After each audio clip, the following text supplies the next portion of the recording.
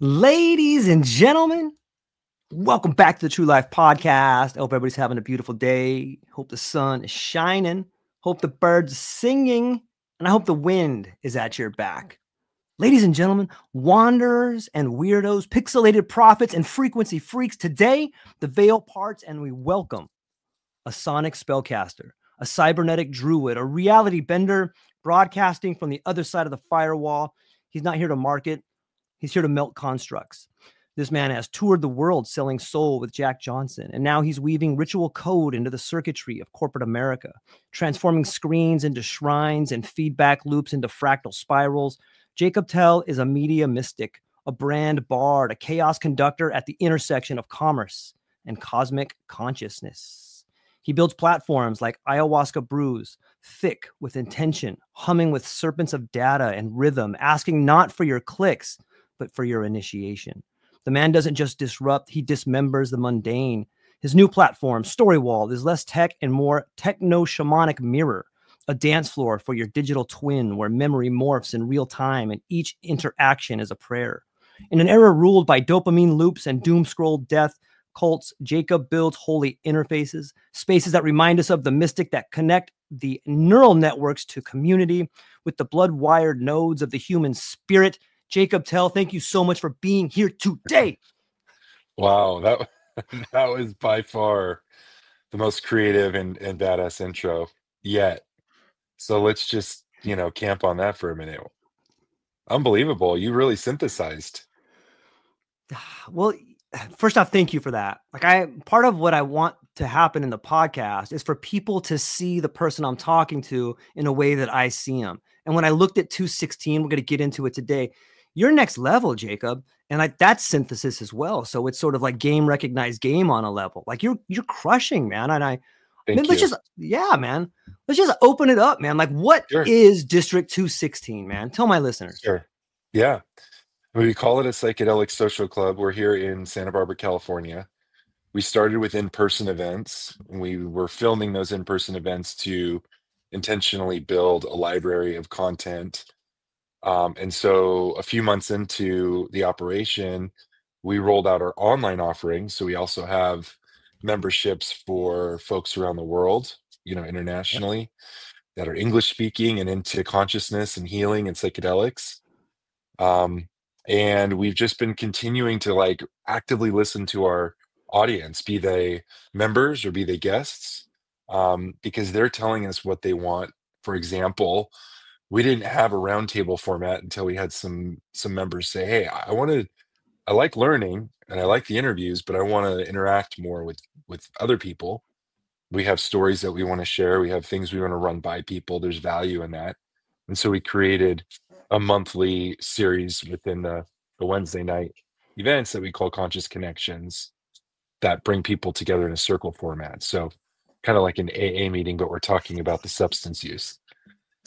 And we've also run integration circles as a result of that demand and conversation. So for us, it's been an evolving sort of ball of clay that everybody that's been part of this community has had the ability to have their fingerprints on if what they have to contribute makes sense for the greater good.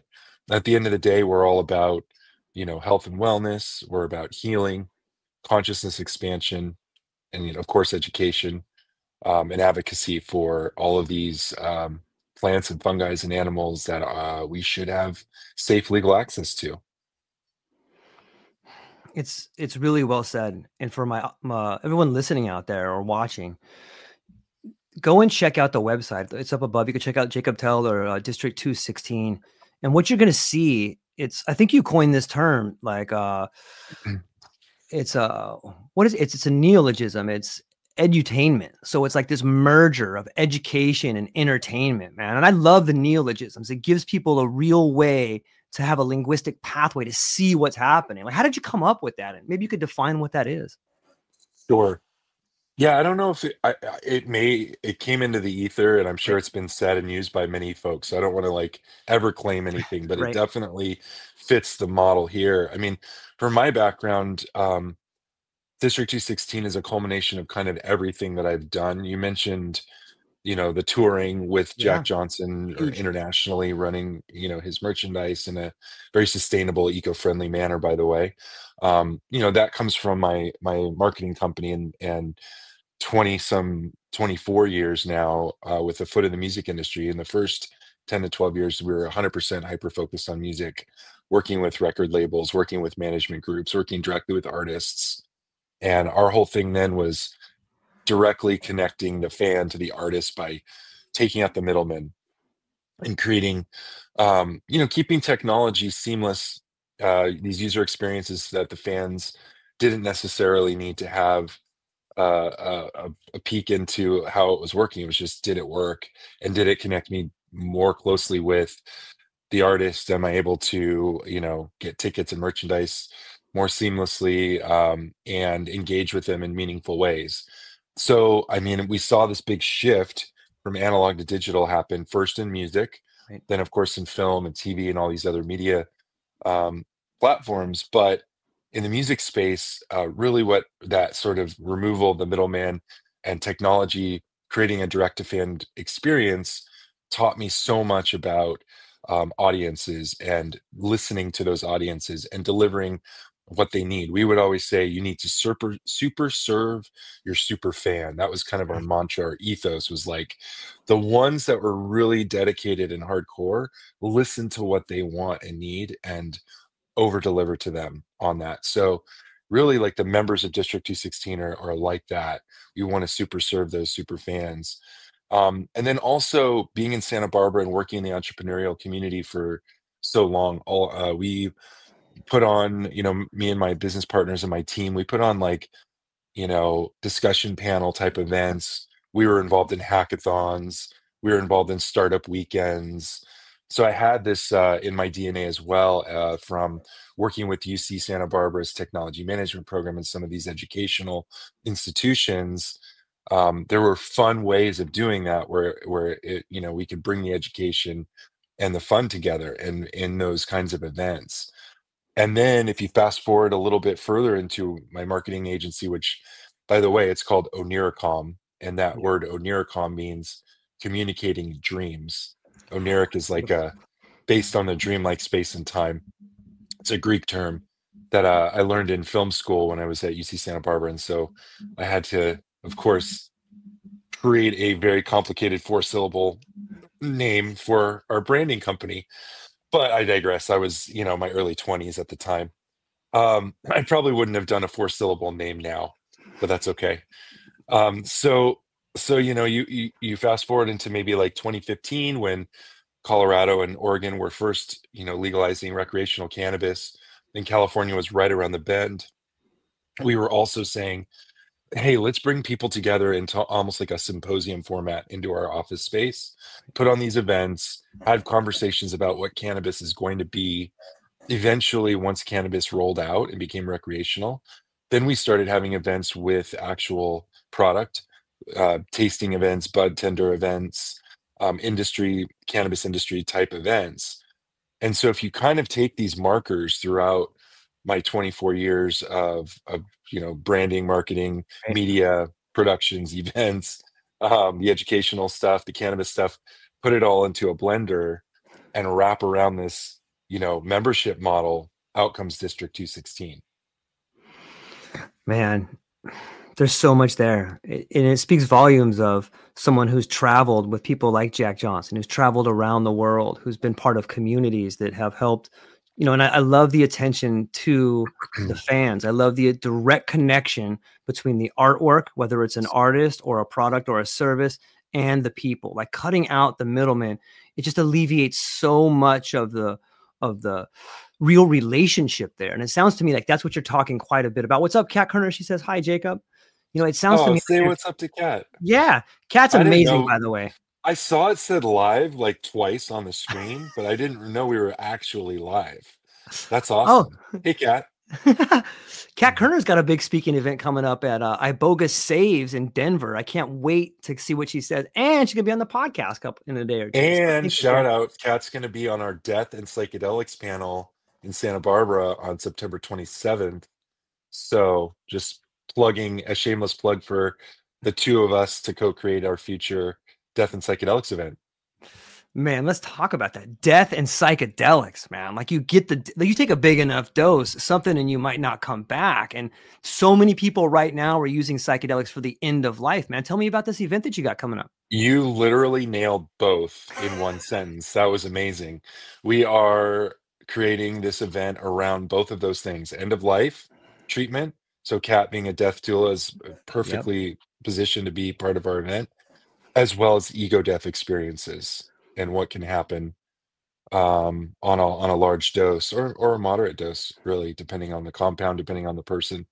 Yeah. And we're hoping to explore those edges. One thing that I know a lot of folks have talked to me about is like, how do I create an entry point for my baby boomer Great. aging parent or family member to try a psychedelic compound when they've had fear around that their whole lives?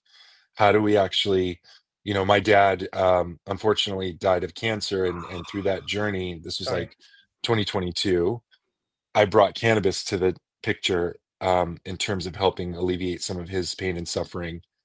And it was only always kind of a last resort for him. It wasn't really Yep. that integrated into his strategy, his health strategy. The doctors weren't opposed to it, but they also weren't super embracing of it. So this attitude of like, well, okay, if it's this last resort thing, I guess I'll try some. And by that point, again, it wasn't that integrated, so it wasn't that effective. So how do we get this, front loaded into the conversations earlier, before we're at, final days, final weeks? Man, that's going to be an epic event. And it's so timely, with such a large, like the boomers they're getting up there in age, and all of us have, whether it's our parents or our grandparents, and it's interesting because so many of the boomers came out of that 60 generation where we saw like a real explosion in psychedelics, but then it was like another 35 years of just say no, Art Yep. Linkletter, like all these Yeah. things that are just so huge, man. Nixon, war on drugs, Yeah. Reagan, just say no, Yep. dare, all of that. I bring it up often when I speak, Good. and that is what we're chiseling and chipping away at bit by bit. Yeah, without a doubt. And I think it's making a real impact. When you start seeing events like 216 and these different marquee events that you guys are having, where you're talking about all kinds of incredible things and more back to the idea of relationships. You got psychedelic science coming up, and there's so many Yeah. cool events. The Psychedelic Playhouse has an awesome event coming up, and it's really chipping away. How do you see it unfolding? Do you think that we're able to continue this momentum with psychedelics into the decrim or the legalization or whatever route we take? How do you see it unfolding? Yeah. I mean, I wish I had a crystal ball. I think that there's a lot more momentum Yeah. on our side, bipartisan momentum, when we bring, the veterans Yep. angle into focus. That really helps on a congressional federal level. Have some bills attempted to be going through. We'll see what happens. We're, more research happening. The VA is, putting dollars behind, psychedelic research. We have ibogaine research Yep. happening. There was obviously Kentucky, I think, kind of fell through, but Texas is picking up the ibogaine research torch and running with that. So I think that, all signs point towards normalization I like that. of the fact that these compounds have so much to offer, so much value to bring our society, so much healing, and so many different sort of viewpoints of it. When it comes to actual, you know, descheduling, I think the new DEA pick is pretty anti that. So I'm not holding my breath in the next, 3 plus almost 4 years that anything's going to change in terms of scheduling these compounds, without some kind of drastic, FDA finding. But I don't see any of those on the horizon right now either, after what happened last year with MDMA Yeah. and the FDA. But um, that doesn't mean that locally we don't have a tremendous amount of efforts. In fact, we have decriminalized nature up in Oakland that's doing a fantastic job. I think there are over 20 cities now decrimmed for plants, entheogenic plants and fungi. They usually do carve out peyote to keep that, separate, Right. as it's endangered and sacred. But, a lot of these other plants and fungi are now, lowest priority for local law enforcement in multiple states and dozens of cities now. And so those efforts we can continue locally. Yeah, it's really well said. And I come back to the word community. It seems like we spoke about an aging population, and as much as there's an aging population, there's also a population of a coming to age that are sort of going through like a rite of passage. When you start looking at some of these younger generations that are discovering these entheogens and these plant medicines for the first time, and they're starting to move into their recreational phase, and then you got these Gen Xers in the middle that are kind of the bridge. Like that seems so much like the edutainment that you're talking about. Like you're kind of bringing all these groups together, because you talk about the Yep. members that are playing a part. Then when they leave this something like 216, they come out and they're telling their story about what happened. Hey, I met this person. I met Totally. that person. It's such a beautiful system. I really think it's the future, man. What are your thoughts on that? Thank you. I do too. And the reason I do even more and more as I experience last weekend at our ninth marquee event, mental Nice. wellness and psychedelics. It was amazing. About 250 people in our space, which is, near capacity for a little venue here in Santa Barbara. But the multi-generation Yes. connection is what draws me in more and more every time to see 20 somethings to 80 somethings every single marquee event, and on Wednesday nights on our smaller Wednesdays, which we'll get into in a minute. But like, Yeah. we have connections to the UC Santa Barbara psychedelic club. And I joked with them. I'm like, hey, I had one of those when I was at UCSB. It just wasn't formalized. We were just out on the cliffs, eating mushrooms, but that was our club. But really, I mean, in that joke, there is truth about Yep. where we've come, because they're about harm reduction, risk reduction. They are about education. I mean, we had Arrowid, and we had like the Ooh. nascent versions of the internet where we could Yep. kind of see some trip reports and Yep. maybe hear from an older brother or a cousin about what their experiences were. But we were going into it like I didn't know anything about like proper ceremonial approaches or therapeutic approaches or the histories of a lot of these compounds in MDMA with therapy through the 60s and 70s until now.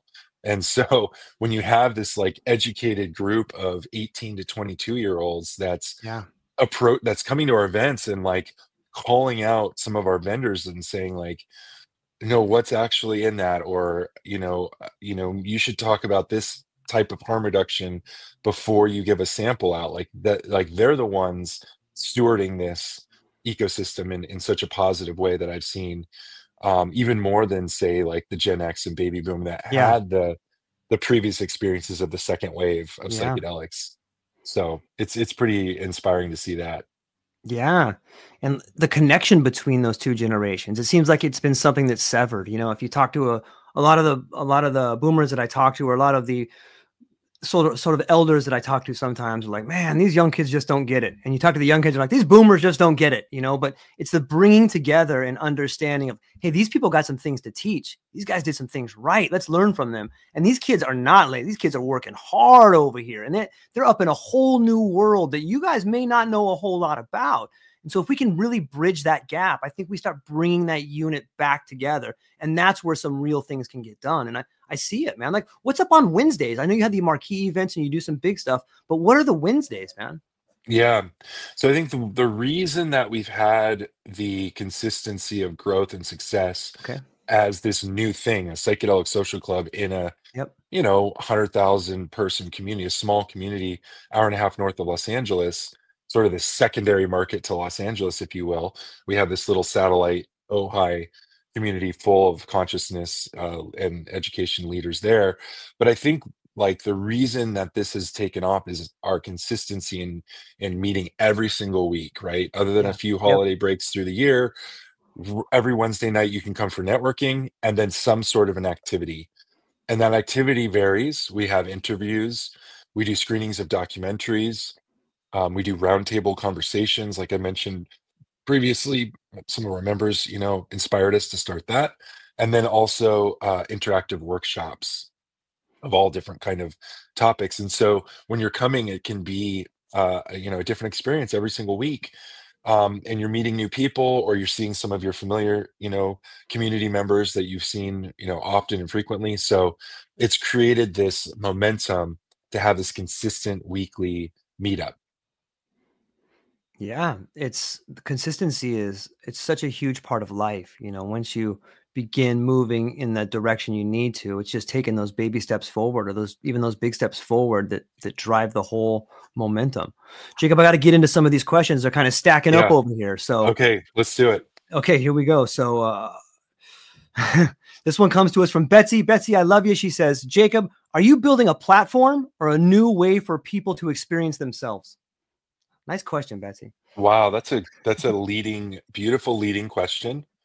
So let's say yes and, because that's one of my favorite phrases and philosophies.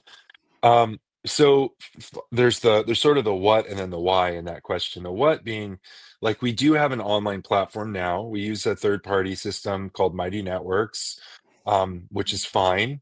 It gets the job done. We have nearly 100 pieces of edited content in this platform that all of our members can go in and watch on demand.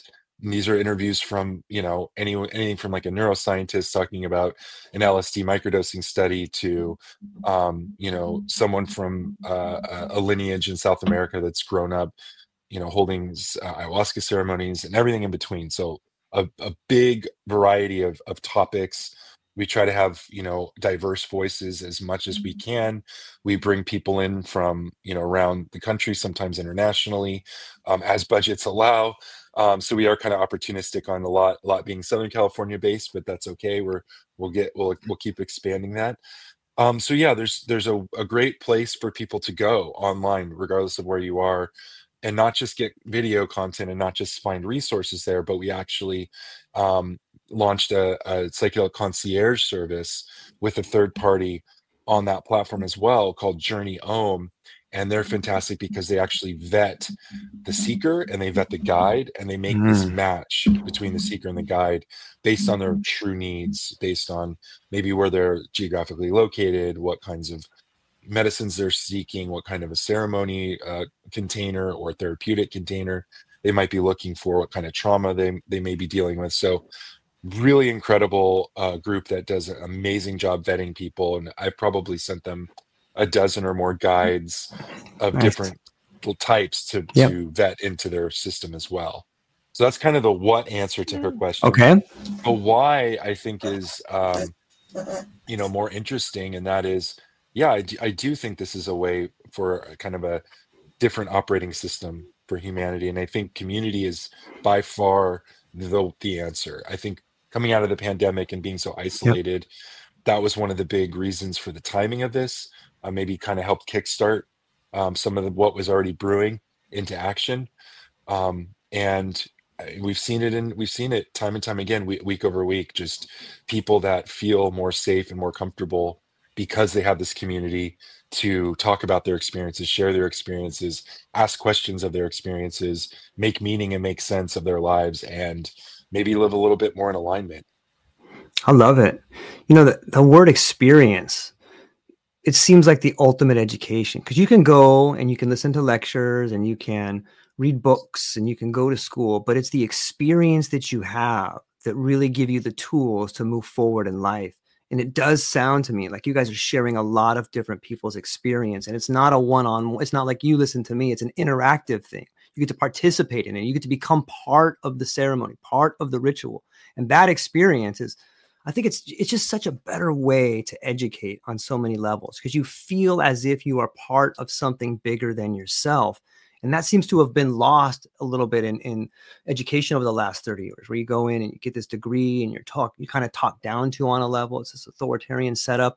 I really admire it. And Betsy, that was a great question. Thank you for dropping that in there. Okay. The great Ranga Padmanabhan. I love Ranga. You are an amazing human being. And I think I got your name right this time. He says, Jacob, you've described branding as ritual. What does that mean in a world driven by clicks and conversations? Wow, what a great question. So actually, I kind of want to back up to the concept of culture, because I love that. I think really culture comes down to ritual and it comes down to repeated actions.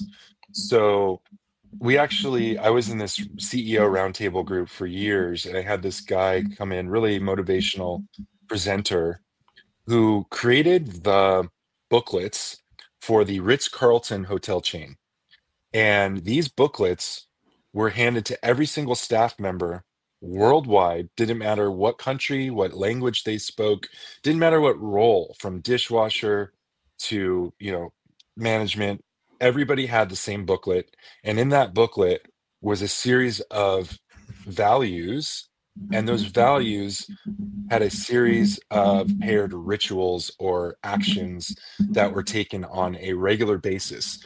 And so at Ritz-Carlton around the world, every morning there's a huddle and the whole team comes around this booklet and they open it up and they go value by value throughout the week. And so on a Tuesday, and everywhere in the world, they're on the same page talking about what this value means, what those ritualistic sort of behaviors are like, and how that actually, brings their customers and their people, value back. And so I think there's something to, they built such a distinct, specific culture out of those rituals. And so when you think about something like, I don't know, like a baseball game, right? Yep. We have all these things that happen. You got the seventh inning stretch, you throw out the first pitch, you have the national anthem, you get your hot dog. Like, these rituals, these actions, these behaviors create a broader culture.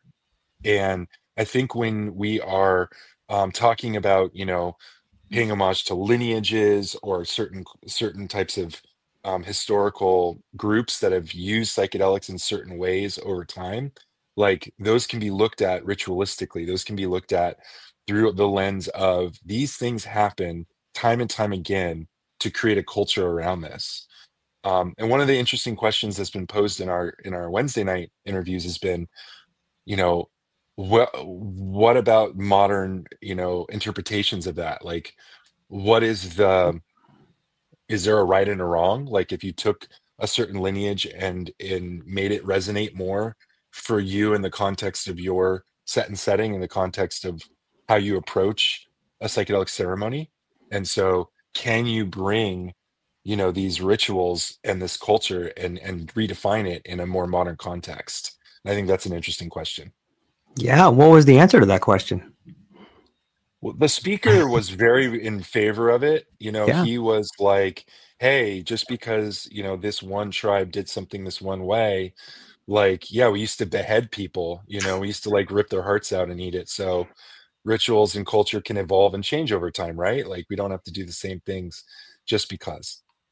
Yeah, it's a great answer. And I think it's at the top of mind of so many people and so many interesting conversations that are happening. And why wouldn't it evolve? Language evolves and we redefine words. So on some level, why can't you? And I kind of know the answer to that, but we should be mindful of those that came before us, but we should also be mindful that sometimes the container needs to change in order for the culture and the people of today to change with it on so many levels. Ranga, beautiful question coming in. Yeah. Yeah. Love talking Standing to on you. the shoulders of giants, right? Yes. Yeah, without a Yeah. doubt.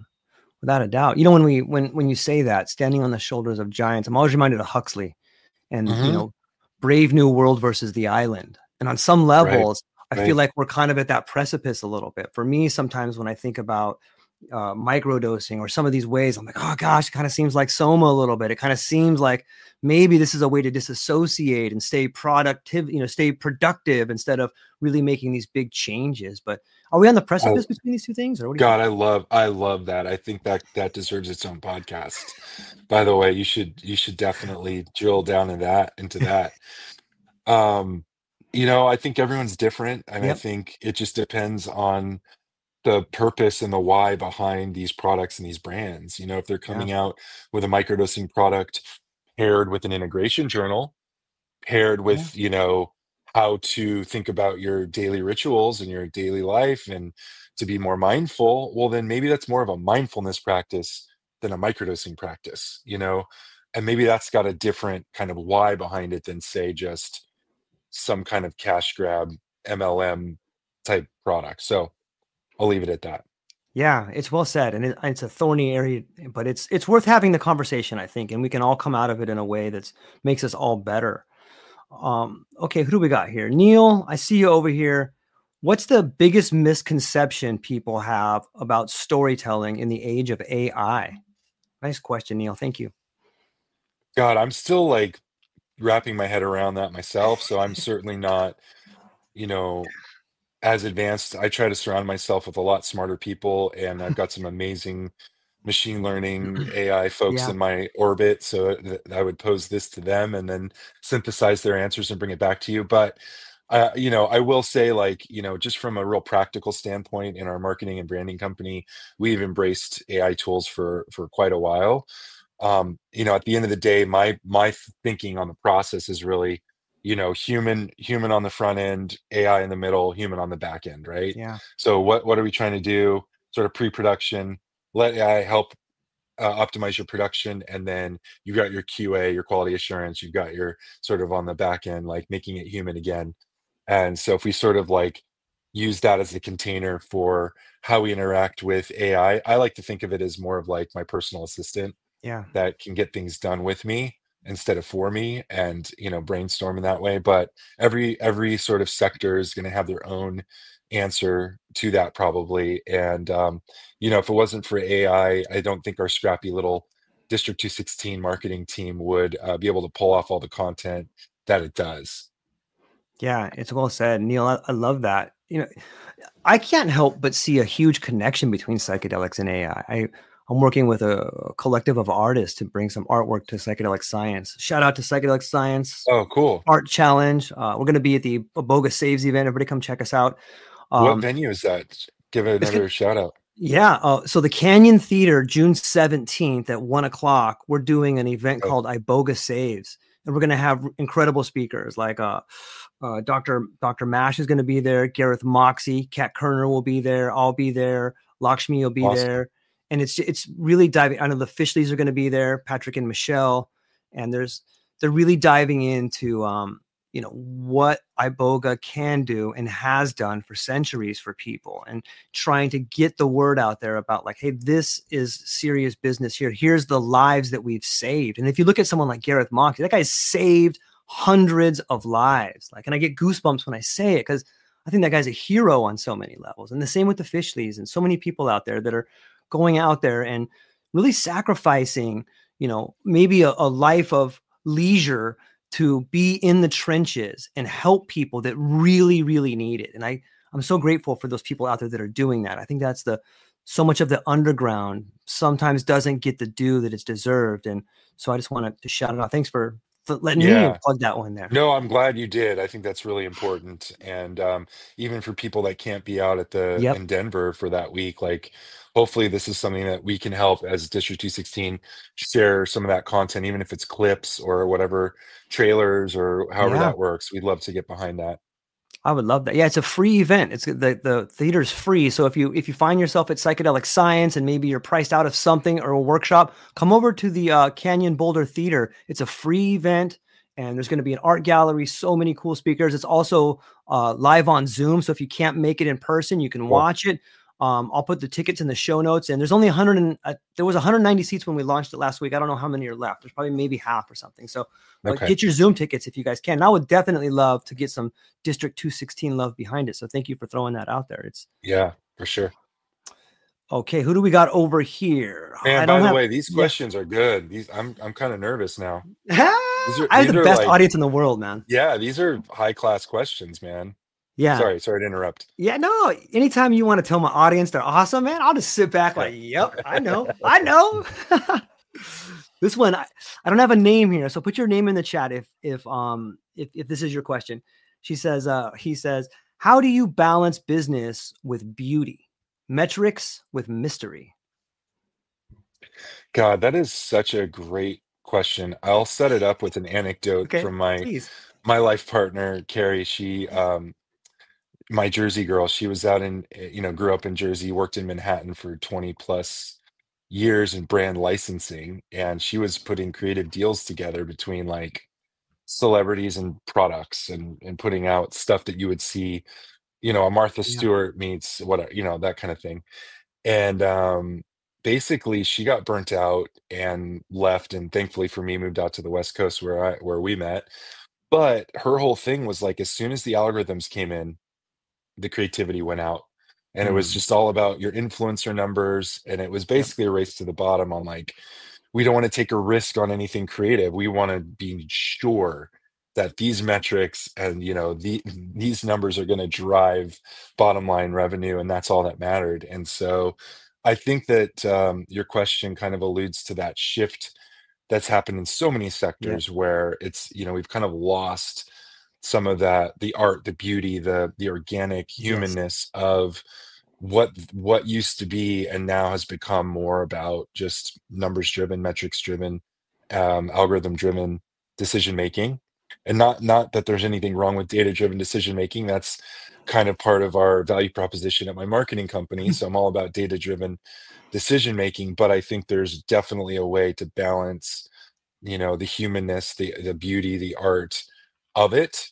And at the end of the day, when it comes to branding or marketing or communications or storytelling, people see through that and they'll feel something Yeah. authentic, and they will vote with their dollars. And at the end of the day, they'll buy something that feels more human, more beautiful, more connected. So I don't have the best answer for that other than, keep being beautiful and making beauty, and hopefully humans will continue to seek it and demand it. I love that answer. I don't think it takes too much pulling back of the curtain to see what's happening. And at least when I pull back the curtain, what I see is marketing moving away from manipulation and more into meaning. The people that I watch, there's a young kid named Rowan. Mm. Rowan, if I get, I think it's Rowan, but he makes these incredible videos that are like, boom, it's a snapshot looking up, and then it's a shot from this angle, and then he just laces it with like a little bit of poetry, and I'm like, that's the future right there. Like that is a way. It's so different than all of the vanilla, data driven action that's out there. And like you said, there's nothing wrong with data driven, but it's in some ways it makes it so much easier for people that are talented, that enjoy art and enjoy maybe have a non-linear way of seeing the world, for them to create content, because they're like, let me show you how I see it. And when people get to see something new, they gravitate towards that. It's almost like it has its own sort of, pull towards it. And you're like, wow, that's different. And then you really like the product. A lot of times they're aligned like that. So I think that's how you bring the beauty back. I think the beauty's always been here. It's just a matter of, people recognizing how beautiful it is to be different on so many levels. We need it more than ever, I think. I like your answer better than mine. I like all our answers, man. Like that's what it takes, is this That was great. conversation. Thank you. It's a yes and moment. Yeah. Yeah. Like you said, it's one of your favorite things to say, yes. And we start Mhm. saying that more, all of a sudden the what's possible opens up in a way that wasn't before. So Yeah. I love it. Okay. This is Lisa. Lisa, what's up? Thanks for being here. She says, what role does memory play in your work? And how do you think technology is reshaping what we remember? Woo, Lisa, thank you. I forget. I know. Sorry, no. Wow, memory.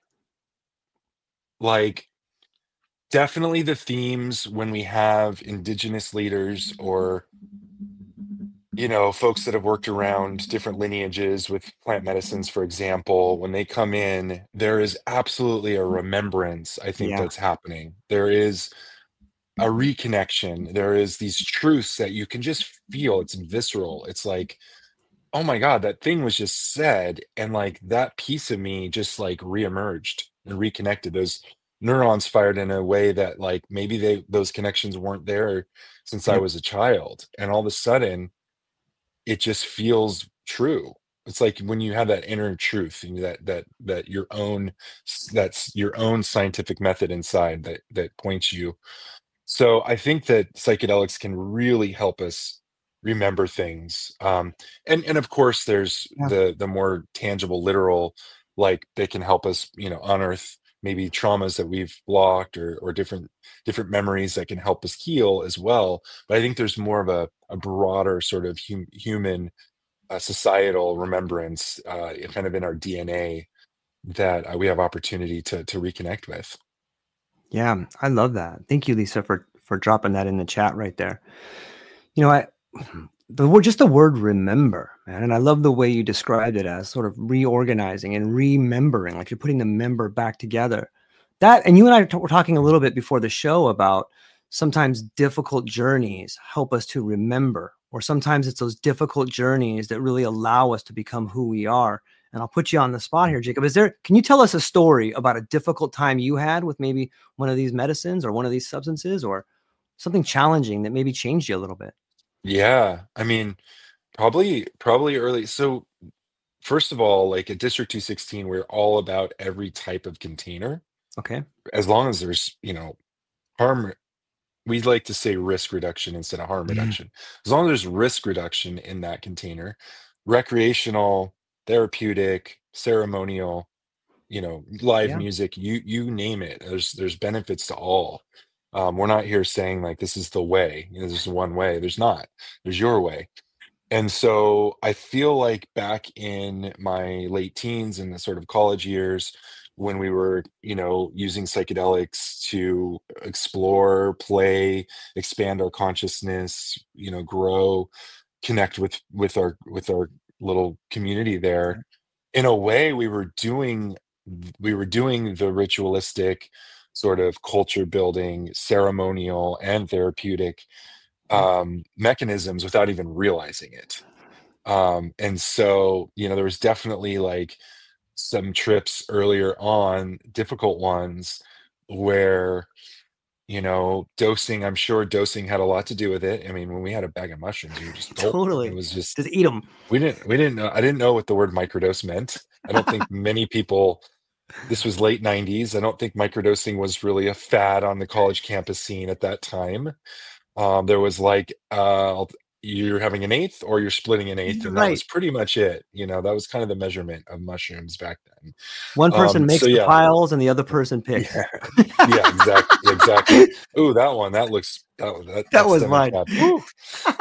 So definitely mushrooms was the compound that provided the challenging experiences during those times. Not always, but when I Right. had challenging experiences, it was definitely mushrooms. And it probably created the most formative growth out of the whole thing. Yeah, he doesn't know what microdosing is either. Yeah, Shout out to yeah. Griggs. Some What's up, some buddy? people still don't know what microdosing is. That's fair. It's a fair point. But we do like to say there's no such thing as a bad trip. There's only challenging trips, right? Like these are things that hopefully we can integrate at some point. And maybe it'll take us a year, 5 years, or 10 years, but eventually there's going to be some insights or some connectivity that comes out of it. Yeah, I love that. I'm gonna put my friend Griggs. I love you, buddy. I miss you, man. Hey, and send me your artwork, please. How many times do I have to email you before you start sending me the artwork? Okay, I love you, buddy. Thank you. Um, yeah, he says 7Gs plus. That's my I boy over love there. the I love that the only comment put up on the screen for me to visually see was that one. That's great. Well, I got a few monitors over here, so we're working with a few channels. Yeah, Um, I'm focused on you, man. I don't see all this chatter. So this is yeah, good. it is. It's super awesome. And so much of those exploratory times in our youth, or even now, they're so therapeutic in so many ways, because maybe you're at an event, or maybe, I remember, I'll tell you a story about a time I had just come back from a Dead show a while back, and I had bought like a sheet of white snowmen, and Ooh, oh, it was epic. And I came back and I'm like, we're all going to Disneyland. And I had like 7 friends. And like, I'm like, yeah, we're going to Disney. That's going to be awesome. Day of the trip, only 4 people showed up. And I'm like, well, looks like we're doing all this, I not the whole sheet. I had brought like 5 hits for everybody, but if only 3 people showed up, that left an extra 15 hits. And so I remember we went to Disneyland having a blast, and we went on feeling really good. About 3 hours in, about 4 hours in, we go to Splash Mountain. On Splash Mountain, and we're just throwing water at each other. Woo, come off the ride. And I'm just soaked. And I'm like, oh no, I got all these hits in my pocket. Uh-oh. oh, So I ripped them out of my pocket, like, everybody go boom, boom, boom, boom. And so we all ate the rest of them. But then it got heavy, man. It got to the point where, for those who know, like I couldn't talk after a while, and I was like, blah, blah, blah, blah, blah. And I was like, I had to sit down for a while, and like, it just got to a heavy moment. Like, what am I doing? I'm out here at this public yeah, place. I can't talk. I can't even do anything. But luckily, I was at the happiest place on earth, and everything yeah. worked Set and out. setting, Yeah. set and So, setting there. so That be reminds me careful of out there, kids. SLC Punk. Did you ever see SLC Punk, that movie from the 90s where the guy had a sheet of acid in his pocket and he was running through sprinklers and it, yeah, absorbed into him, and yeah, he wasn't quite the same after that. Yeah, and I should put that out with a disclaimer. Kids, be responsible. If anybody, whether you're a kid, an Know your adult, dose. know Know your your dose. dose. Yes, And yes, set and setting is quite important. absolutely. Have a great Quite time. important. Be careful, and have a good support group with you to go out there and do that. But it's those stories that when I can't wait. I'm going to come down and see you at some point in time, and I can't wait to sit down you. And so many of these conversations are so cool when you're sitting amongst a group of friends and everyone's sharing a story and, oh, let me share this one with you. So, and there's some real Yeah, therapy in that too, talking about these there different is. moments happening right there. What maybe you could The, talk about that a little bit. yeah, so when we do these conscious connections, monthly roundtables in our space, sometimes people bringing a story like that, and it might start off funny, or they Right. might like have that humor guard up just to make it easier to share.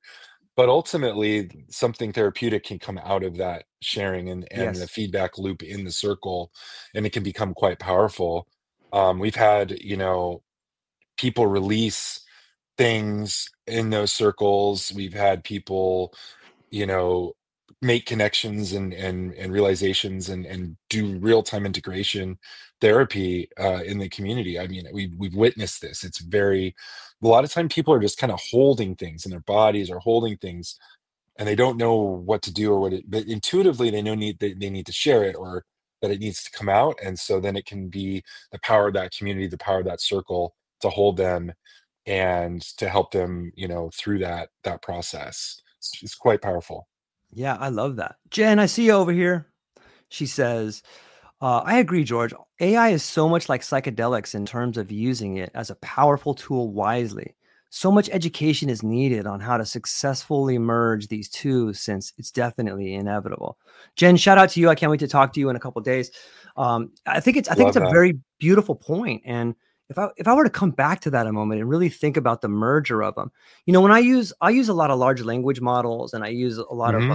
image models, and I can't help but shake the idea that there's something there. And that's what I mean. Like, it's so similar when on a high dose trip, on a psychedelic trip, in my opinion, you are in the presence of an intelligence. And I feel that so much with the AI that I'm using. Maybe it's the lens I look through it, but if you're conscious about it, you're speaking to something bigger than you. And maybe AI is the collective experience of all of us. And same too might be for psychedelics. Maybe that's where that merger is. It does Yeah, seem like a collective intelligence. What are your thoughts? that's exactly it. That is it, I think. I think psychedelics gives humans an edge Yep. that we can explore in very profound ways that I don't know that AI is quite there yet. We'll see.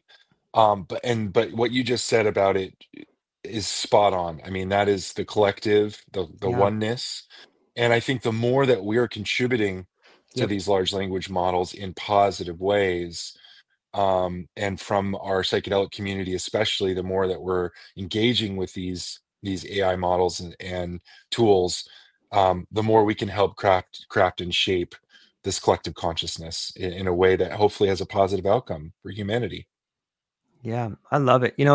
If you have a tool and you don't use it the right way, it can still work, but it's not doing what it's designed to do. Like, if I have a 357 Magnum, I could turn it around and use it as a hammer, but that's the wrong way Sure. to use it. And I think a lot of people, when they're beginning to use AI, it's like, okay, I'll just put this in and then I'll ask for something back. But I think if you develop a relationship with whatever That's it. AI you're using, you really start to bring out more of yourself, and it becomes more of a co-creation instead of just asking for Yes. something. So that would be Yep. my tip for people that are using it in a way. We got 100%. the incredible Clint Kyle's Psychedelic Christian podcast. If you haven't heard Clint Kyle's, he just put out a brand new episode, and I really love he's got such an incredible delivery. Clint, thank you so much for being here. He says, Cool. Jacob, do you have any advice for those considering starting a local psychedelic meetup group? Yes. So a couple practical um, notes for you. Actually, I had no idea that there was a group, amazingly volunteer run, called the Global Psychedelic Society, GPS. They're going to be at the MAPS conference in Denver. They're at all sorts of events, significant events around the country throughout the year. They're incredible people. I got to hang out with them at the Remind Psychedelic Business Forum in Vegas the last couple years. Amazing, amazing people, and they are a container for all of the psychedelic societies globally. I mean, there's groups from Lisbon and from Germany, and obviously US, Canada, Mexico, but it's amazing to see that they've kind of coalesced resources. So if you have a specific question about like, I think I might want to make my group a 501c3 nonprofit, like what do I need to know? This is the place to go for those resources. Or like, hey, does anyone have a best practice on how to run an event out of a church to what you're doing, where they have these different requirements, or how do we play nicely with partners in the community or whatever? They've got a great not just like written resources, but people you can talk to. So there's like a whole they use the same system we do, Mighty Networks. They have a whole online community. You can go in there and talk to people and find. Then they put out like a weekly Zoom on different topics on Wednesdays, which is really cool, same day that we do our evening events. So that's first and foremost. And then from more of like a on boots on the ground answer, I would say your most passionate volunteers are going to be your gold. I mean, they're the ones that are going to make it happen. So try to delegate and not do it all yourself. Try to have a good solid core team and a secondary team of volunteers that can come in and really help with logistics. If you're doing the events in person and maybe you have food and whatever else, like try to have a good team around you. Those are my 2 tips. Yeah, those are excellent. Thank you for putting them out there. And I know Clint Kyles will put him to the test. He's an amazing individual. Yeah, it's so. This is one of the reasons I love the podcast. It's so cool to get to have people come on with experience, and then have other people that are like, "Hey, I'm thinking about this," and then to get that feedback in real time. So, Jacob, thank you for doing that. I Yeah. really appreciate it. Thanks for putting this platform together. This is amazing. I'm sorry that it took us so long to connect. Like our mycelium network was kind of like over here, and then finally, Yeah. Well, you know what? It's like you said, it's the mycelium. Like we had to make that connection, but now that we've connected, I can see fruits already growing out of it. I'd love to talk to some more of the people that and maybe some of the speakers. I can play a bigger role Yeah, at District 216. I would be honored. You should come back on and do absolutely. a panel with me, and we'll Yeah, just continue to grow it, man. And let's would get love it. more people out here that are learning and having fun doing it, right? Like that's a huge part of it. Yep. Okay, here we go. Who is this one? Zanis from South Africa. He says, at the end of the day, what kind of impact are you really trying to make on people, on culture, on consciousness? Yes, yes, and yes. Great question. We say that it's connection, education, healing, and consciousness expansion. Those are kind of like the 4 values or the 4 purposes or whys of this. But when we started, our mission was really around like normalizing psychedelics use in our daily lives worldwide. And that's anything from advocacy, policy changes, decriminalization initiatives, rescheduling initiatives, legalization initiatives. I know there's a lot of actually pushback on legalization versus decriminalization, whole nother conversation. But all those efforts to help normalize and create safe access. And back to that question about remembering where we came from and remembering the relationships that we used to have with these entheogens and with these psychedelic compounds, whether they're, from the natural world or synthesized in a lab, both. A yes and to that as well. And, looking at how these things can be well the education around it can be well communicated out, then people again have that safe access and are knowledgeable and approach it with respect and reverence. So that's the goal. Yeah, I love that. And I think all 3 of those things are so connected in so many ways on people and culture and consciousness. And, you know, it's so beautiful to get to see them all kind of coming together. And then we're right back to relationships. What is the relationship between people and culture? What is the relationship between culture and conscience? Can you have one without the other? Probably not. Like you need all those 3 things. They're like ingredients in a cake. And the more you can get the right ratio on there, the more you see a better product at the end of it on so many levels. Jacob, this conversation felt like it took 5 minutes, man, and we're already coming up to this hour mark right here. And Amazing. yeah, Same here. Yeah. it's amazing. I knew I should have done 2 hours on it, but don't worry, we'll be back. You know, I'm glad I took a pee break before yes, the hour. yeah. That's You know, good. as we're coming down to landing the plane, like, where can people find you? What do you have coming up, and what are you excited about? Yeah. So district216.com is a great place. Please subscribe to our weekly newsletter. We send out a newsletter every week that talks about what's coming up on Wednesday nights, but it also has other items in there beyond, just our Santa Barbara physical events. We have partner content in there, and right now we're really promoting what is coming up next, which is Denver, June Yeah, 17th, June 18th. You have the little piece of artwork up there by my head for the Psychedelic Playhouse. I appreciate you doing that. This is a 2-night off-campus. When we say off-campus, meaning psychedelic science, the conference, we're not, in the convention center. Although it was nice enough of them to feature us as official third-party side events. We're calling these off-campus nights. Tuesday's more of like a B2B, business to business kind of mixer, where we're having like a Shark Tank pitch component. We're going to be doing some more like business workshopping, networking workshopping, stuff like that. We're going to have some art and music and food both of the nights. And then Wednesday's more of the large 1,000-person. We're doing this at the Jonas Brothers building in Denver, and we expect it to be pretty spectacular. Some discussion panels, some comedy, DJs, dancing, vendors, food, all the things. So come get a taste of District 216 out in Denver if you plan to go to the MAPS conference, or if you're just a local resident and you want to come hang out. yeah, that's a great point right there. It's I think it's going to be tremendous, man. And there's so many talented people that are going to be there, not just to do some networking, which everyone will be, but to meet people out there and really get a feel for where the psychedelic movement is at. So if you're in Denver and maybe you're not going to the conference, definitely check out this Psychedelic Playhouse at the Jonas Brothers. It's going to be amazing out there. So, and we have amazing partners on this. I'm not yeah, alone. This is not only District 216. It's a joint venture, if you right. will. We've got some a Studio Delic has been amazing Woo! working with, and Atlas Consulting, and Caesar, and Diego Galde, and all sorts, Yep. Matt Ritchie and Kyle Yep. Rosner and Kat Walsh, and we have just an amazing team.